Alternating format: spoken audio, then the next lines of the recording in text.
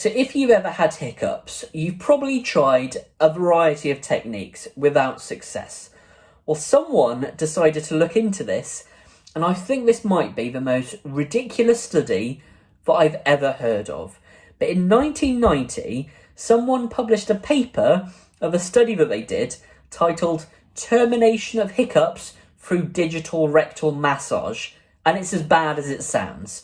So in this study, they had a patient who seemingly had non-stop hiccups, and they found that by inserting a finger up their bum, it stopped the hiccups instantly. And they managed to do this to a different patient in the same study with the same effect. Now, before you start going around sticking your fingers up your friends' bums when they've got hiccups, the results of this study have never been replicated in any other study.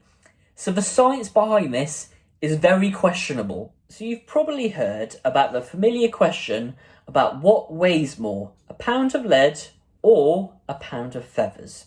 And the simple answer is that they weigh exactly the same. Well, some students from Illinois State University in America in 2007 looked directly into this. And they published a paper called Which Feels Heavier, a Pound of Lead or a Pound of Feathers? And within this study, they had 23 blindfolded participants who were each asked to lift up two identical boxes. One of the boxes had a pound of lead in, and the other box had a pound of feathers.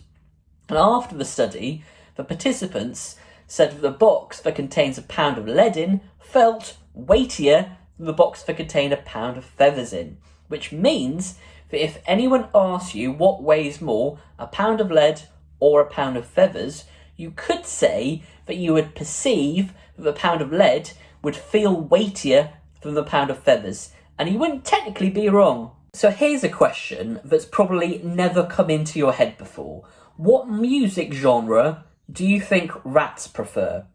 Well, in 2011, some students from Albany Medical College decided to look into this, and they published a paper looking at what are the preferred music preferences of rats.